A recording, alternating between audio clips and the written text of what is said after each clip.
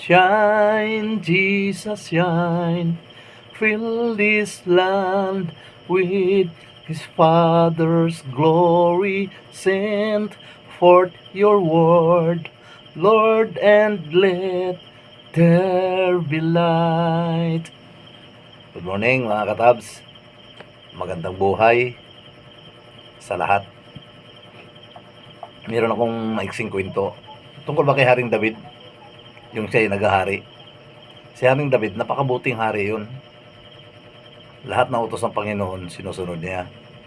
Tapos yung kaharian na nasasakupan niya, buong Israel, talagang kumbaga the great yun, yung tawag doon, kasi wala talagang tumatalo sa kanila dahil nga nandyan sa kanyang Panginoon.